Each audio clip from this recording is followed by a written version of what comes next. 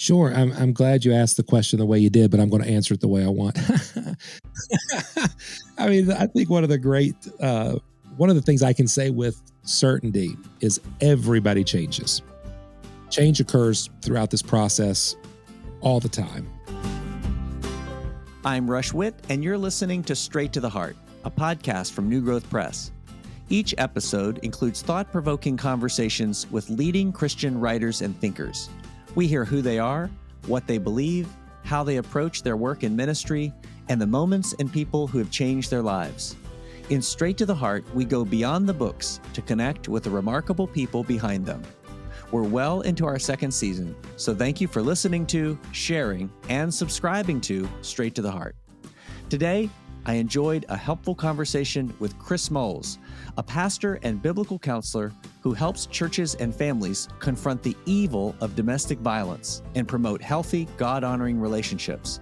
His ministry, PeaceWorks, produces resources and a podcast to help pastors, churches, and ordinary Christians confront domestic abuse with the gospel.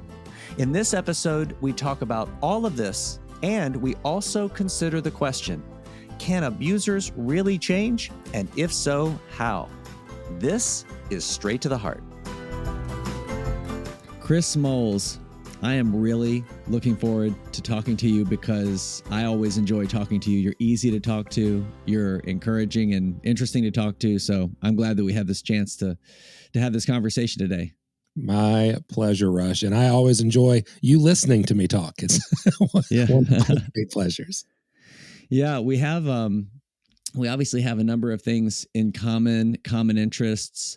Probably the most trivial of them is interest in basketball, probably high school basketball because of kids playing and coaching and, high ambition there. But more importantly, biblical counseling, ministry. And so we'll have an opportunity to talk about those things. But I'd love to hear just sort of what's going on in your family now. Of course, I know that your mom passed away recently and was sorry to hear about that. We talked about that before, but we just want to see how your family is and what's new in your world. It seems like, and I appreciate you opening the door for that. It seems like everything is new. You know, our oldest son had his first semester of college and was headed off, and then unfortunately we had to say goodbye to my mom real sudden and tragic, and just the whole season of our life was kind of upended. And so my wife said it's like we had layers of grief, saying goodbye to our oldest and then saying goodbye to my mom. And so we're still in that limbo as of the time of this recording. My son's still on campus because of basketball. He's got one more game before they get their Christmas break. He's been on campus kind of alone for a couple weeks, and we'll be headed back home, this coming weekend. So we'll get a chance to visit and catch up then. Yeah. Where does he go to school? He's currently a freshman at Boyce College in Louisville. Oh, yeah. My daughter goes to Boyce College. She's a sophomore. Now we know. So there you go.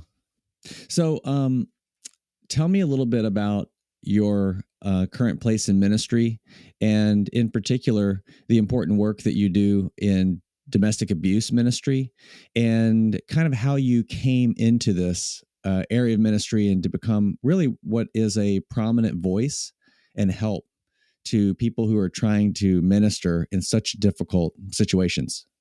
Yeah. So, I've been in pastoral ministry for 24 years, and early on in that process, actually, before I graduated from college, I was a senior at Cedarville College at the time, and did my internship at a church that was learning and growing in ministry of biblical counseling. This was in 1999. And so I really engaged in counseling at that point, fell in love with it. It kind of changed the trajectory of my understanding of ministry. And so my very first ministry position in 99 as a youth pastor, I was also counseling. And within a year, less than a year, really, I was approached by criminal corrections. I needed some extra money and started working part-time for corrections, not in any type of judicial way or nothing with arrest powers. I was just an educator. I started in juvenile crime and then began to teach in the day reporting center, life skills, and parenting classes and things, mostly with drug offenders, and just loved it. I mean, I spent several years working with parenting classes for folks. Back then, it was methamphetamine was the big drug that was kind of so destructive, and people trying to get their life back together and get access to their kids. And it was just a great gospel opportunity. I did that for years. The Lord called us to church planting with the Christian Missionary Alliance, and we did that. And then things shifted at the Day Report. They started asking me if I would help them start a new program for domestic violence, and I really shied away from it. Rush, I just didn't want to. I just didn't want to jump into it. I really enjoyed what I was doing, and they asked and asked, and then they persuaded me by offering me more money, and, and so I jumped into it just because we needed the cash, and it ended up changing my life. The Lord used that first year, I think, of domestic abuse work. It was like I had, took whatever pill, whatever matrix pill, right, the correct one, and kind of woke up. I had no clue the numbers of people around me that were suffering with this problem. And around the same time, I started my MABC, my Master of Biblical Counseling at Faith Seminary, and the worlds just collided, realizing that there wasn't much written or said about domestic abuse, and the stuff that was out there. And I don't mean to be uber critical; it just wasn't informed by a lot of case wisdom. So in biblical counseling, we would have, this person wrote an article because they had a case of abuse, or this person wrote a piece because they read a passage of scripture and they thought it applied to abuse. And, at that point, I'm dealing with hours and hours every week of domestic abuse cases, and I'm starting to take both of those worlds and mash them together. And I think that was obviously the Lord's plan all along. I never would have chose that. And 2015, we wrote the first book. I wrote the first book, The Heart of Domestic Abuse. And since then, it's just been a lot of answering questions and consulting. And now, as we were in a desert when it came to resources, and now it's almost an embarrassment of riches as biblical counselors are producing, I think, as much or more material than anything we're seeing in the secular world on the topic of domestic abuse. It's amazing. Yeah. It's amazing and really great, great help. And hopefully that continues. And I'm sure that it will. I'm curious, when domestic abuse ministry was first suggested to you as an area of ministry that you could be involved in, what was your initial response to that? Did you have was that familiar to you? Did you have experience? Obviously you had experience ministering in, tough places with correctional facilities, but what was your initial thought about domestic abuse? Was it something appealed to you? Was it something you were unsure about? So it was really foreign to me. I had had one brief encounter as a child with a family member where my parents had taken in a family member as a result of domestic abuse. And I recall that season of life fairly well, but only as mostly reflecting how godly and wonderful my parents were. It was like, well, of course that's what you do. But it's got to be, in my mind, it was still a rare occurrence. It wasn't till really, I think it was day 2 of my initial training. I'm sitting in the West Virginia Police Academy, and we're going over some of the statistics and we're sharing some stories. And I'm like, my goodness, most of the people in this room have been touched by abuse, like significant abuse. And that became a big theme for me, as I had such little knowledge, firsthand knowledge of abuse. And then yet I was encountering so many people. And of course, in corrections, it's going to be a higher level. Criminal abuse is just such a different animal. But the number of people I was encountering on a regular basis who had childhood sexual assault, who were experiencing domestic abuse, who were in like the criminal loop of just perpetrating acts of abuse over and over and over, it really opened my eyes to just how extraordinary the problem was, how far reaching the problem was. And then I think that's when the ministry light bulb started to go off, because I'm working in a secular environment and quickly becoming the pastor in that environment, right? Because the church and the domestic abuse world, they don't intermingle very well, and they're usually pretty hostile towards each other. And I experienced that hostility early on. A friend of mine called me the unicorn, because of being an conservative evangelical pastor at work. But it quickly became apparent that not only was there hostility, there was just little communication, dialogue, or information. So that's when I began collecting.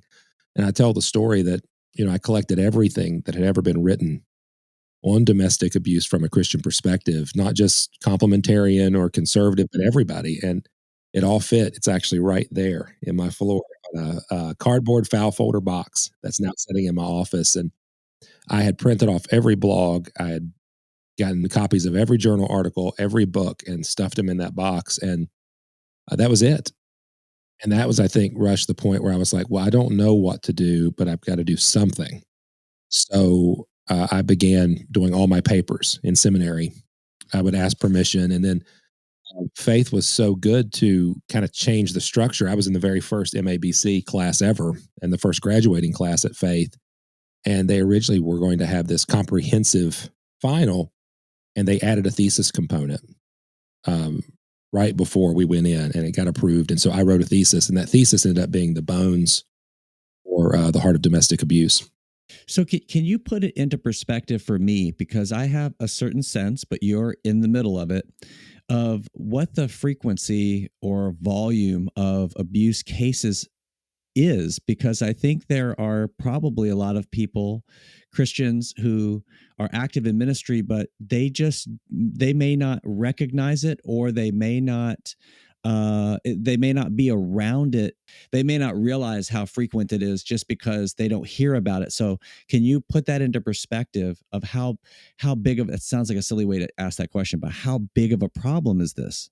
Yeah, so let's talk. We'll talk a little statistically, and then we'll run into some anecdotal stuff. It's estimated that 1 in 3 to 1 in 4 women have been, will be, or currently are a victim of intimate partner violence, and that is uh, coercive control at the hands of an intimate partner, husband, boyfriend, so on.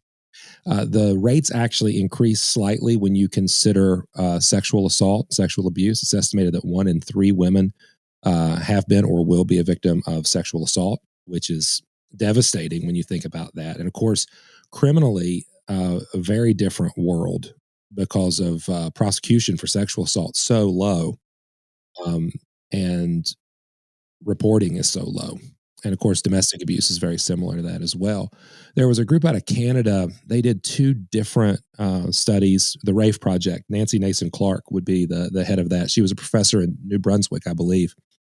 And they did 2 studies, I believe 10 years apart, concluding the same thing, that there's no discernible difference between the rates of domestic abuse in the culture and those within the church. And that was probably the most disturbing statistic to me.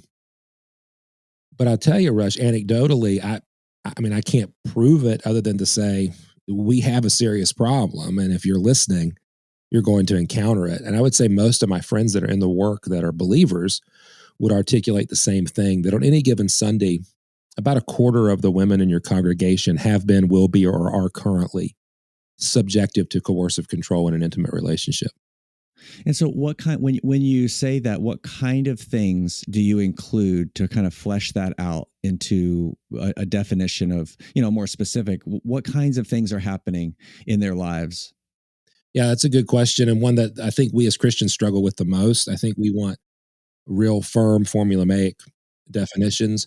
I'm going to be a little broader, but hopefully I can be broad in a biblical sense so that we can see that abuse is really about the heart as much as it is about the behavior. One thing that Jeremy Pierre and Greg Wilson do a great job saying in their book, When Home Hurts, is that abuse is a corrupted perception as much as a corrupted behavior. And again, people helpers who are in this work see that, because something that would be innocuous or benign or just innocent in one relationship could be completely sinister in another, depending upon the backstory and the leverage. And so we always begin, or try to begin, with understanding threat and fear. And that is usually associated with physical or sexual abuse. We are much more comfortable there because we can quantify what physical abuse looks like, what sexual abuse looks like. As somebody who's worked with thousands of men who are abusive over the years, I can tell you that most of my guys would say, if I can get what I want without using physical violence, I will, because the physical stuff will get you in trouble. Well, what that tells me is the heart's still the same. So now I've got a issue as a pastor and a Christian that there's a heart level problem that's just as sinister and just as sinful, even if it's not leaving bruises. The outcome is very similar. So I say all that to say physical and sexual violence kind of holds everything together. So there's a threat of that existing. And that's where we get these subcategories, which I'm not a huge fan of individually categorizing them, but you'll see, I think, why we do that. Categories like emotional abuse. If you're a victim of emotional abuse, you're a victim of abuse, right? Somebody who's using their power and advantage to coercively control you. They're just using techniques and tactics that play on your emotional well-being. A good example of that might be the guys I worked with who used to threaten suicide, right? Um, they would manipulate and coerce and control by threatening suicide, and the wife would then comply. Why? Because she loved him, right? Well, he wasn't. He would tell you he wasn't really going to commit suicide, but it got him what he wanted. I don't know how else we would categorize that other than say emotional abuse. Things like isolation from family, from church, from help. Those are indicators of the same thing. Again, reinforced by force and threat. Coercion, manipulation, minimization, denial, and blame. That's a big one. Most of the guys I work with, the first thing I see is, well, it wasn't that big of a deal, which is so sad because if your wife's experiencing this, it is a big deal. If she's claiming to be afraid of you, that is a big deal. Or it didn't happen that way, or I wouldn't be this way if my mom had held me more, or my dad had spanked me more, or I wasn't drinking, or I wasn't using drugs. All of those are just excuses, right? And so that usually is seen pretty quickly using the kids, what we call psychological abuse, which is just things that we know in the culture like gaslighting or crazy making. It's trying to make your partner uncertain of themselves so you get what you want. A lot of my friends get really frustrated when I throw out these big categories like that. But all I'm saying is the 25% of the women in our congregation that have, are, or will, they are experiencing this weight of pressure to conform under the threat or the existence of physical and sexual harm. And that's one of the big distinctions, because a lot of times in our world, I'll have people say, well, it just sounds like people are getting their feelings hurt. No, having hurt feelings is very, very different than living under the weight of abusive threat and coercion. The only way to really know that is to honestly dialogue and listen to the experiences of a victim, not simply the intentions of an alleged abuser, if that makes sense. So we can't trade the subjectivity of her experiences for the subjectivity of his intentions. We really need to listen to the whole of the story.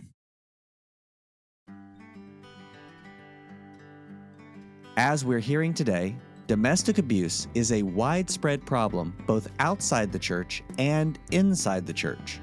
But every pastor, church leader, and Christian can be part of the solution. But we need help. And we can find that help in books like Caring for Families Caught in Domestic Abuse, edited by Chris Moles. Caring for Families Caught in Domestic Abuse is a comprehensive, Christ-centered response to the spiritual, emotional, and physical harm that domestic abuse causes to the abused spouse, the abusive spouse, and their children. It's written by an experienced team of biblical counselors, including Chris Moles, Darby Strickland, Joy Forrest, Greg Wilson, Kirsten Christensen, and Beth Broom, who are all leaders in biblical domestic abuse ministry in the local church. Each chapter of the book provides a detailed overview of how to minister biblically and faithfully to both the abusers and the abused. This book is a field manual for pastors and counselors in domestic violence prevention, intervention, and education. This is a key resource for the conservative evangelical church to understand and respond to this widespread problem. You can get your copy of Caring for Families Caught in Domestic Abuse by visiting newgrowthpress.com.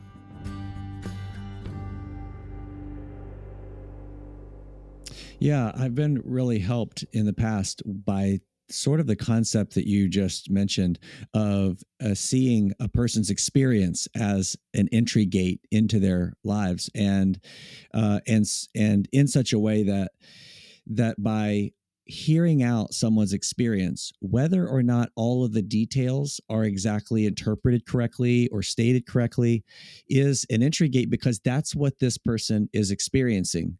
And we can then help in one way to answer the question, well, what does Jesus do and say to someone who is experiencing this?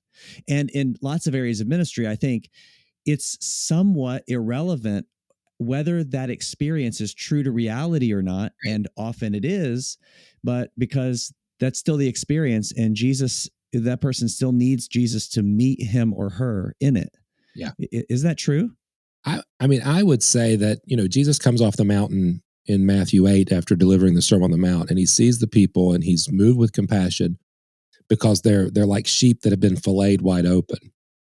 And that's a relatively generic statement, because we could spend all our time saying, well, point out each sheep and tell me how each of them have been personally filleted. We don't have time for that, but it is important that we understand that his compassion was for the whole. And then in his healing ministry, he deals with the personal. And I bring that up because I think sometimes we as biblical counselors, we want formulas that will apply to everybody, when really we have to meet people, we have to see people holistically and then personally. And so I may say, 25% of the women in your church, A, B, C, and D. That doesn't mean that the same measure of care that we apply to the victim of sexual assault at the hands of their husband is the same that we apply to the victim of longstanding coercive control and isolation, right? Or the individual that their husband demonstrates cult-like behavior, which we've had some cult leader stuff or some sociopathy that we've dealt with in churches. So I guess I bring all that up to say, yeah, Jesus deals with the experiences of his people and individuals, and those require different methodologies, different approaches, even though they're consistent with the same themes. They need grace and mercy, but how it's applied to the individual is going to be based upon the story. And how do you know the story if you're not willing to listen?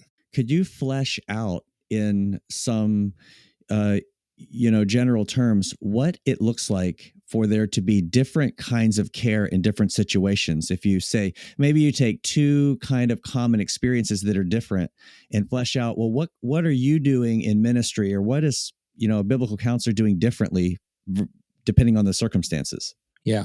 So let's just make up a couple of scenarios, kind of consistent with some things. So, let's try to pick three. I'll just try to randomly make them up. The first is, on a Sunday morning, I'm exiting the church and I'm locking the door because I'm the last one to leave, and there's a couple still in the parking lot. And as I leave, I see that they're in a heated argument, and he grabs her by the hair and yanks her away from the car. That requires an immediate intervention. There's just nothing in my brain that would allow me or my heart to say, I need to get more data, right? It's an immediate response that will probably, based on my experience, lead to separating the parties, confronting the individual who used violence, and then calling the authorities. Because if it's an ongoing thing, the law enforcement is the only way that's going to stop it that day, because I witnessed it. So now I'm a witness and all of that. That's one scenario. Scenario two is lady comes to my office on Monday and discloses that her husband has treated her that way last month. All right. So a month ago, Sunday, they got into an argument. He yanked her by the hair and pinned her against the wall. Physical act of violence, but I need more data. She's in my office, so she's safe. He's not present, so there's no threat at this point. I want to know what she wants to do, because in West Virginia, I'm not a mandated reporter for that disclosure. I would be for a minor, an elderly person, a disabled person, but not in this situation. So I ask her what she wants to do, and she's afraid. She doesn't want to go to law enforcement. I respect that and start working with her on a safety plan and next steps for her to find hope and give me an opportunity to confront him. Now, I want to confront him appropriately because he's sinning against her. I want to keep her safe, but I don't want to take her agency from her. She's a person made in the image of God. She has choices and decisions to make, and I don't have to live with the guy.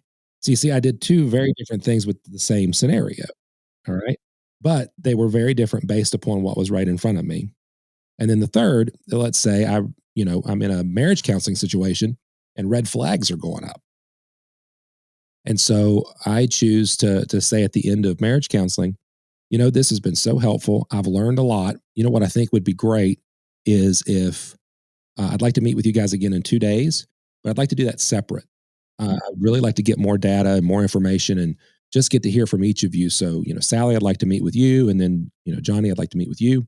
And let's say they agree. And in my meeting with Sally, I get a disclosure that he's demeaning, controlling, and he's been isolating her from the kids, using the kids to kind of threaten her now that they have grandchildren. Let's say that the grandchildren. So she's living under a lot of weight, and he's very respected. He's very powerful. She doesn't think she has any recourse. Well, now I'm working with her again on a safety plan. She hasn't been physically assaulted, but she's living in a very controlling environment. And obviously it's a problem, a sinful problem. I have nothing to report to the authorities, but I do want to work with her in order to confront him well and provide for her safety. Those are like 3 initial disclosures. Does that Yeah. make sense? Yeah, it does make sense. I've got the same problem by using their power to coercively control another, but I have to take 3 different approaches because of the criminality, the severity, right? The lethality, the dangerousness of it, and then the freedom by which to pursue it. So, that's just kind of like a quick glimpse into some of the work that I do on a regular basis. Yeah, that's really helpful. And maybe a tangent question then. What does a safety plan look like? Maybe in general, if there's some common themes that run through that plan, what does that look like when you develop that with someone in one of these 3 cases, let's say? Yeah, so a safety plan is going to be relatively similar. The extent is part of the issue, and the freedom that someone has. And so sometimes a safety plan has to be a secret, has to be kept very personal. And so maybe I'll keep the safety plan, or I'll take a picture of it on my phone, or what have you. And other times it can be much more general, just enough to keep in your head, just depending on the severity of it. But some of the things that I would want to cover are, what are the triggers or the last straw, or what are the events that would lead to you fleeing or seeking help? What are the avenues of escape or help, right? And depending upon the severity, the second case that I built where there was physical force, it may involve physically escaping and calling law enforcement if she feels that she needs to do that. It could be as simple as taking a proper timeout, which would be, look, timeout, Rush. This is getting out of hand. I'm leaving, right? And here's where I'm going to be. And some people would say, well, Chris, why would you tell him where you're going to be? Why would you say that you're leaving? If you're not in danger of like lethality, right, physical harm, answering those questions could be helpful. It just depends upon the dynamic of the relationship, right? Also depends on where you're going, because it's very different to say, I'll be at this hotel by myself. That's dangerous. Versus I'll be at mom and dad's, right? Right. With them, other people there to watch out. Right. So you want to know where you're going, how you're going to get there. You want to make sure you've got some money available to you, some resources. That could be through family members. It could be through the church. It could be something that you've been stashing. Sometimes a go bag is handy. Again, depends upon the scenario. But a great place, probably my favorite safety planning tool, is at Focus Ministries, .org. And they have an extensive, like 9-page safety plan that you can tailor to your own work. But I tend to do it more free flowing like this because I gather more data. And also I can do a little bit more care and counseling that way, and a little bit more feedback. Yeah, that's very helpful. For someone who is in ministry, let's just say it could be a pastor or another leader in a local church who isn't very familiar with domestic abuse ministry, but sees a need for it and doesn't really know where to begin. Could you lay out what would be your ideal sort of path that this person could walk in getting initial equipping to be useful at the immediate end of the spectrum, and then where does that person go in terms of continued growth, training? What would you like if you could put that person on a training plan? Basically, what would that look like? Oh, if I could do it, it would be slow and structured. I will say the majority of pastors and leaders that step into this work are thrust into this work by a case, and I wish it was the first case. It's usually not the first case. They usually, and I mean this with compassion and love, they usually bomb the first case, and it's a second or third, or it's a personal case, like it's a family member, or like a daughter or a son, that draws them into the work. But if I were able to tailor it, I think I would probably, knowing pastors, ask if they would read a series of books for me as a means of exposing themselves to the topic. There's five that I would have in order. The first would be Caring for Families Caught in Domestic Abuse. It's kind of an overview of a holistic view of the problem. It's going to give you a bird's eye view on different aspects of the problem. That would be my first go-to. Then second, I would say, I want you to do some targeted reading. Is It Abuse by Darby Strickland, The Heart of Domestic Abuse by Chris Moles, and Called to Peace by Joy Forrest. That'll give you the theory of abuse, Darby. It'll give you perpetrator work, victim care. And then lastly, I want you to follow it up with When Home Hurts by Pierre and Wilson. And that will kind of capstone what you learned in the very first book, which is Caring for Families. So if I could do that, that's how I would do it. I would have them just gradually walk through those books. Most of the time, we don't have that luxury because we're thrust into it. So that's why we have the resources we have at PeaceWorks, which is the ministry that we formed. At chrismoles.org, you can find blogs and resources and courses. And of course, PeaceWorks University, which is our membership site, has a big vault of our past resources, like discussions on certain topics and success paths and how to do policy and procedures and how to confront abusers, and open consults and Q&As, and a big community where you can ask questions. So usually I send people to PeaceWorks University when they're in the crisis. But if the rare occasion occurs where it's like, I want to be a student, I'm like, grab the new book, Caring for Families, and then start working through all the way down to capstoning it with Jeremy and Greg's book. So it's obviously naive for anyone to think, in hearing what you're describing, that, okay, I just read these books and then I'm good, because there obviously needs to be some surrounding structure of support. I'm imagining a single pastor of a church. He's sort of by himself. He's facing these things, situations, and he needs additional support. So where does that come in for him, and how does that come through PeaceWorks in some way? There's a structure there. Are there other accountability or other helpful people in his community that he seeks out? How does that whole total picture kind of come together? Well, I want to give a warning to say, I think, because I'm that guy, I think if you jump in as especially a small church pastor, a solo pastor, you jump into this work, it will consume your life. It is an all-in kind of work. And that's one of the reasons why we started PeaceWorks University. So, even though we're spread out all over the world, you can hop on the forum and ask questions, and other people can, right? And you connect with regional folks that can help. So certainly PeaceWorks University is a community that I would love for folks to be a part of if they're looking to get into the work or need some help. You bring up community-based agencies. I don't know that there's a better partnership that you could form if you're humble enough to understand what I said at the beginning of our conversation. Oftentimes, for good reason, we haven't done a great job in the church historically with this problem. And so there is a lot of existing hostility between especially evangelical Christians and the shelter or the coalition against domestic abuse. Most of the folks in the work, not all, there's some great, wonderful Christians in the work. Generally speaking, the secular environment is much more progressively, socially liberal. And of course, the church comes in, and there is going to be a little bit of tension. I just want to bring that up, that I think the Responsibility then belongs to us to bridge those gaps, to be gospel centered people that recognize that I'm stepping into your world because I want to care for people, right? And so I want to be respectful and humble and not try to recreate the wheel, especially in a small environment. So, getting to know your community based advocates, getting to know your shelter workers. You may not be able to find the shelter. They may not give you permission to visit, which is fine. They don't need everybody in the county to know where the shelter is. That's dangerous.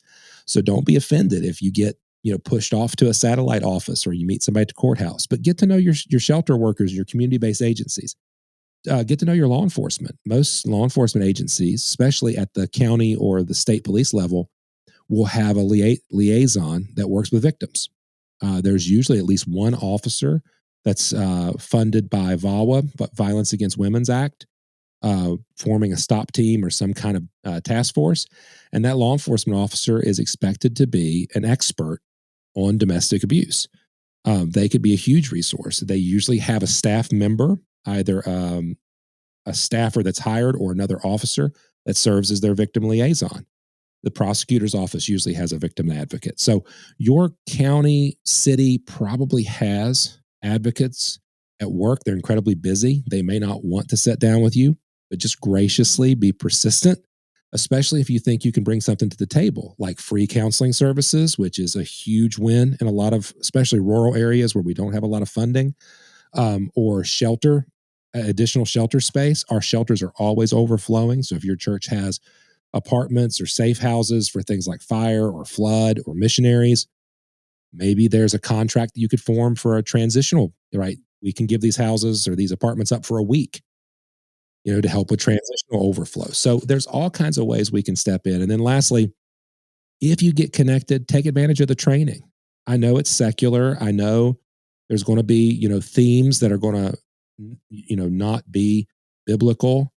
That's okay. Don't expect the courthouse to be the church, but I understand they've been doing this work for a long, long time. If you can gain access to a domestic abuse training, a strangulation training, where you're sitting with law enforcement officers and advocates and you're learning, like that goes a long way, not only for your education, but it sends a message to the people in that room that you care about your community. And that gives you gospel opportunities that you wouldn't have, sitting in your office. I want to highlight for you the first book in the Comfort for Children in Hard Times series from New Growth Press. The book is called Something Scary Happened, and it's written by Darby Strickland and illustrated by Carlotta Notaro. Something Scary Happened helps children process their feelings after experiencing a trauma and provides comfort through the story of a little lamb named Miles. Miles is a happy little lamb until something bad happens. All of a sudden, Miles feels like he's alone in a deep, dark valley. But it's there in the valley that he meets his good shepherd, who promises to always be with him no matter what. In this book, counselor and trauma expert Darby Strickland uses the story of Miles to help parents and caregivers share the comfort of taking their fears to the Good Shepherd by applying Psalm 23 to difficult experiences. Children ages 4 to 7 will be drawn to the playful illustrations, and the companion mini-book, When Children Experience Trauma, What to Do When Something Scary Happens, also by Darby Strickland, is available to give parents and caregivers more detailed help. Oh, and also available is a plush Miles toy lamb that gives kids something soft and comforting to cuddle and serves as a tangible reminder that the shepherd who comforted Miles is also with them. You can learn more about Something Scary Happened by visiting newgrowthpress.com. I think you and I have been around each other long enough that you probably can tell that I'm a little slow on the uptake. So if you quickly were to coach me as a pastor on exactly what am I going to do to get this connection going, what does that look like? Am I Googling domestic abuse help in my city, and then I'm calling them, or I'm calling the police department, asking about training, asking to sit down? Is that what I'm doing? It could be. And again, I'm a little naive in that I come from a very small place, right? So it's nothing for me to swing by the police department and walk in and be like, "Well, hey, how y'all doing? Hey, Derek. Hey, Tony." Because I'm just I grew up here. I know most of the officers, or I'm related to them. So I have found on a larger scale, when I've worked with other places, it does help to call. Usually leaving a message is your first thing. It's like, hey, this is Pastor Chris from such and such, such and such.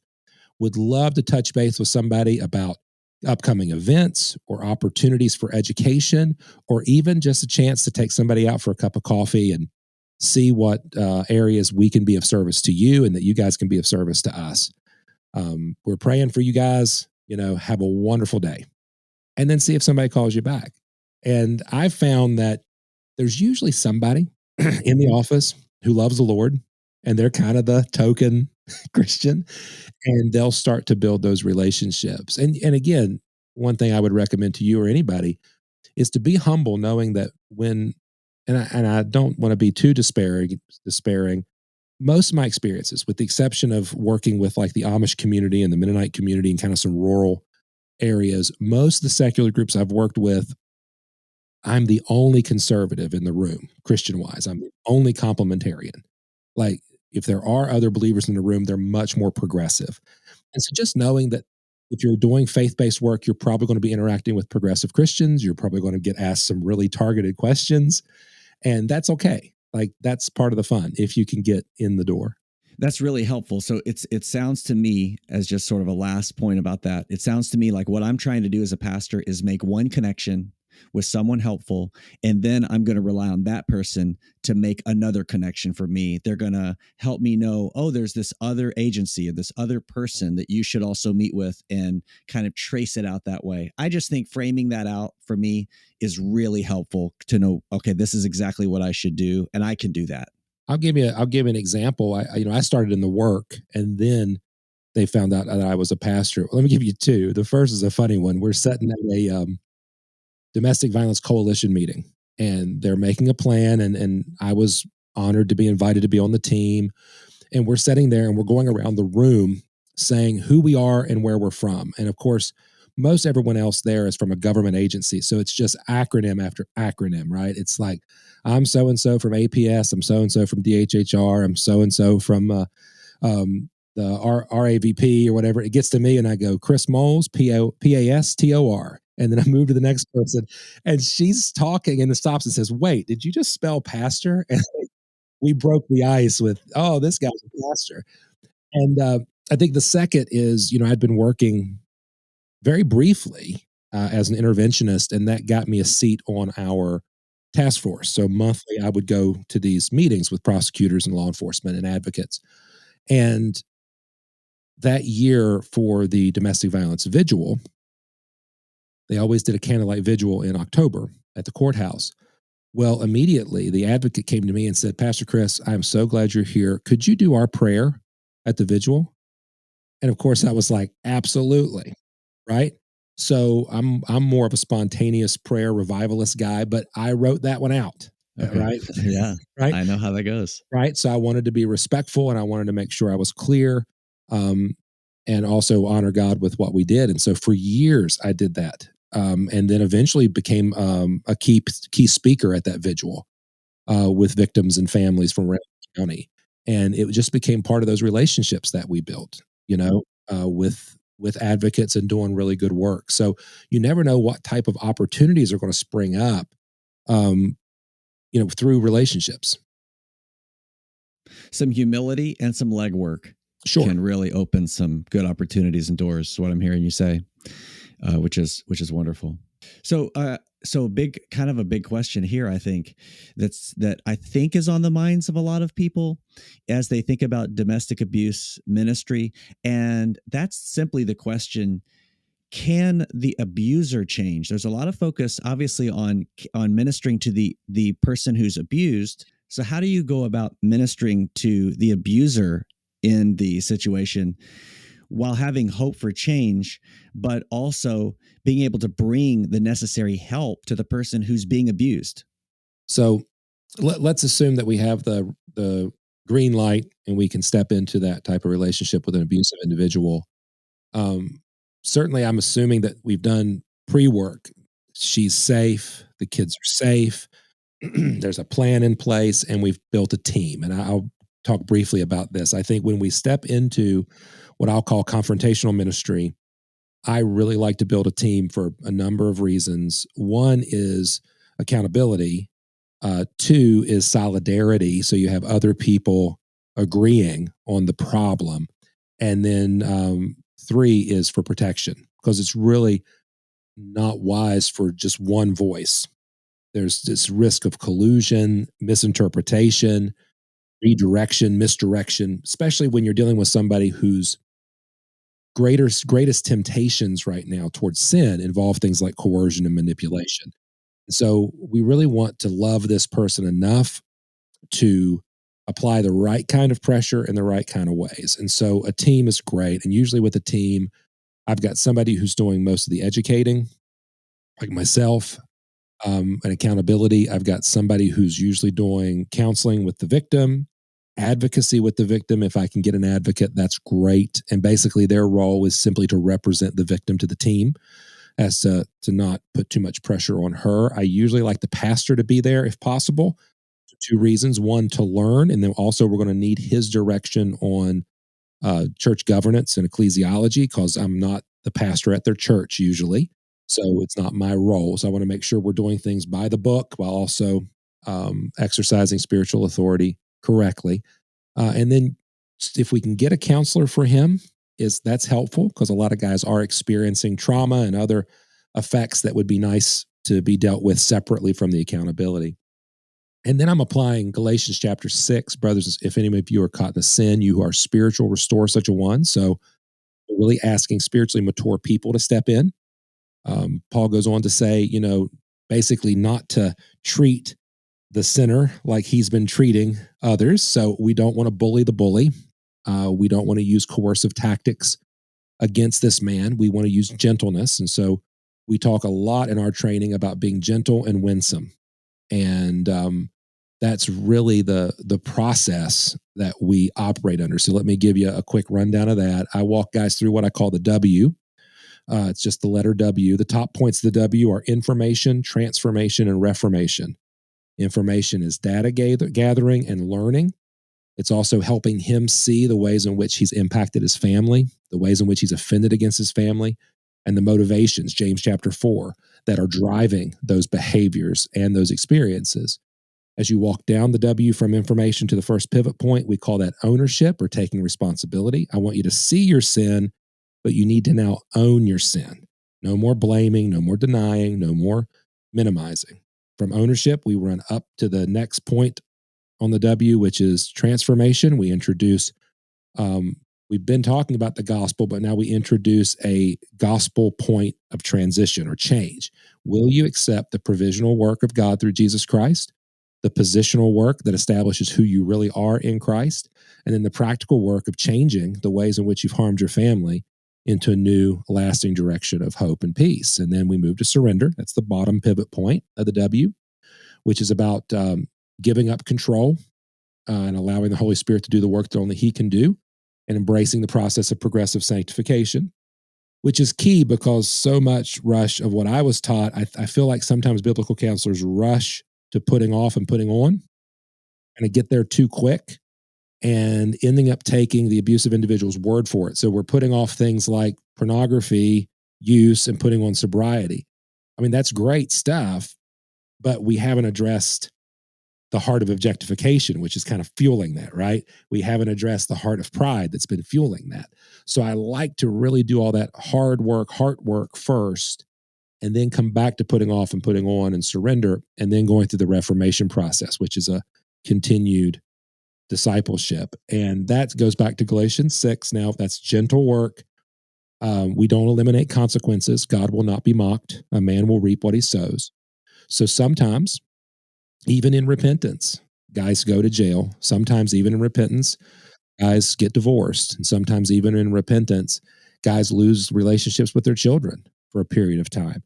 And so recognizing that is essential when you're trying to do that type of restorative ministry. So that's the Reader's Digest version of months and months and months of work that we've kind of outlined in our Men of Peace digital course. Yeah, really helpful.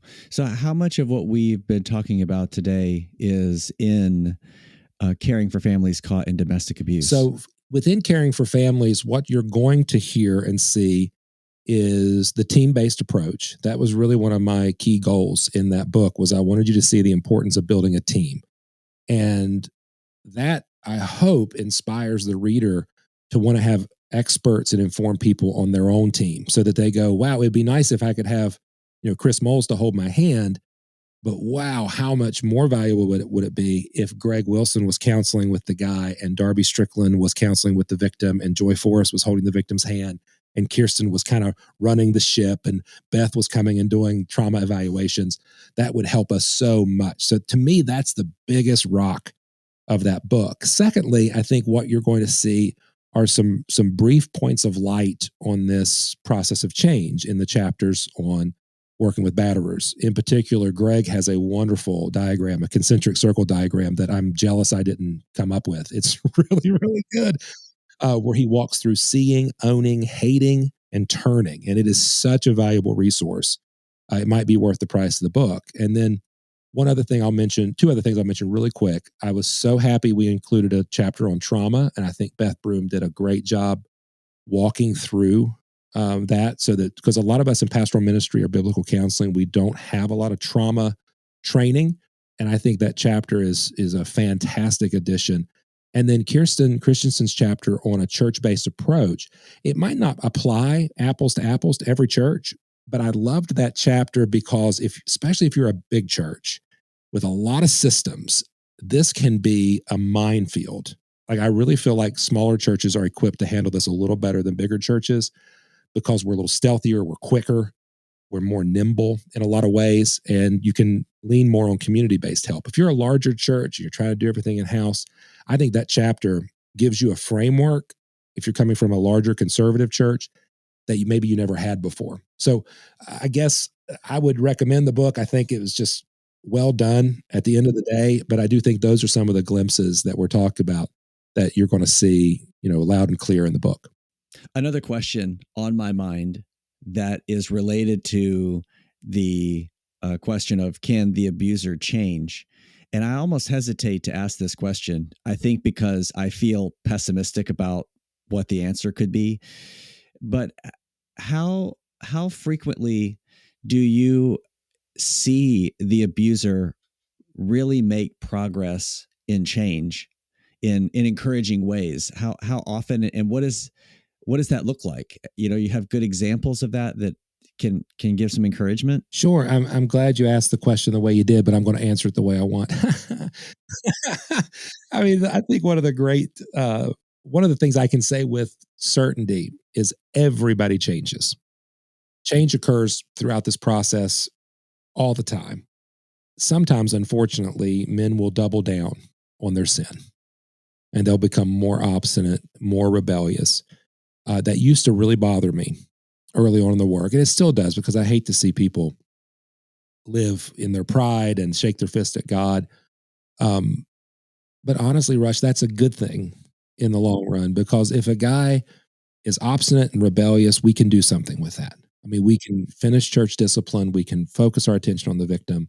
I hate it, but it is an outcome of change that's positive. Sometimes guys change just enough to be safe, and that's heartbreaking, but also not really my judgment call on reconciliation. I can make recommendations, but if a wife is content to live with a safe husband who's not quite sanctified, that's not my call. I want sanctification, but sometimes I'll settle for safety for the sake of a victim. And then the third is, yeah, there are guys who have a radical transformation, and it's phenomenal. And sometimes it's too late. Man will reap what he sows, as we said. And so sometimes that happens, after the divorce has been filed or after years of separation. And it's hard. It's heartbreaking. But at the same time, it's beautiful, because when a man recognizes the impact of his sinful choices and the devastating nature of his sin, and he repents of that genuinely, and it isn't just saying, I want to get my family back, and what do I have to do to move back in? But he really goes, if I never get them back, if I'm stuck in this way, if I go to jail, whatever, like, I know what I did was wrong against God. He has that Psalm 51 type of moment. And I've had guys have that. So I am unapologetic that the gospel can be applied even to the most sinful among us. And I don't deny the existence of reprobates or seared consciousness, but I'm certainly not going to go to the extent to say that everybody who falls into this label is irreparable or irredeemable. The cross itself was an instrument designed for some dastardly people, and Jesus took that willingly. And I think that he literally hung on a device designed for violent men. So the gospel itself is available and abundant for even the vilest among us. So I say that with a great deal of hope. How often does it happen? Time will tell. There are varying levels of change. Fruits of repentance have to be observed. But I can say that I've seen it. I've seen it in such great degree that I've seen families restored after domestic abuse. Years later, start ministries where they're doing the work themselves of restoration. And that's pretty fascinating. Well, yeah, Chris, that is a powerful and encouraging answer to a difficult question. And I really appreciate being able to hear that. And it gives me a lot of encouragement in my prayers and in my own hope to be useful to the Lord in this. So you are providing a lot of ministry to a lot of people through PeaceWorks and other avenues. What are ways that others could minister to you in PeaceWorks or help you? That's a great question. And I love the opportunity to say this. And so this might shock some folks. We decided right off the bat when we started PeaceWorks that we were not going to accept donations, that we were not going to be donor funded, that we were not going to fundraise, that we were going to support the ministry entirely through products and services. And I'll tell you why.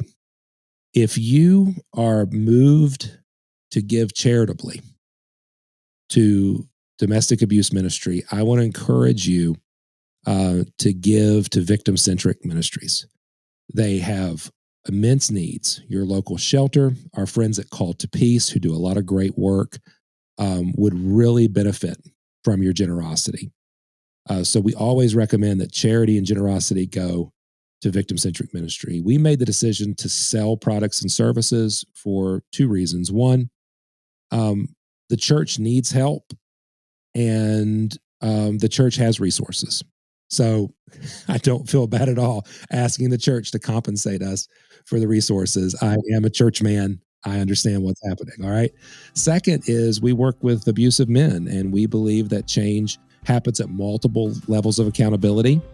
And the old adage is skin in the game. And so we ask guys to put a financial commitment to their transformation as well. And so we made that decision in 2017 when we started, and we've stuck by that, and it has served us well. And the Lord has taken care of us, and we've been able to bless a lot of wonderful victim-centric ministries by maintaining that stance. And so we would love your prayer support. We'd love for you to listen to our podcast and, come to our events and, supplement your own biblical counseling with our products and services. That would be great. But if the Lord is moving your heart to give, let me encourage you to contact our friends at Call to Peace. We have a dear advocate friend that passed away last year. And if you'd like to give on her behalf, her name is Nicole. And you could just put that in the memo, and that would touch our heart, and I think it would bless them. Awesome, encouraging, helpful. I really appreciate that we've gotten to take this time. I've been really helped, and I know that anybody that listens will be. So, Chris, thanks so much for giving your time and hanging out with me today. My pleasure, buddy. You've been listening to Straight to the Heart. Be sure to subscribe so you don't miss an episode. Our next episode will be in 2 weeks, and I'll look forward to seeing you there.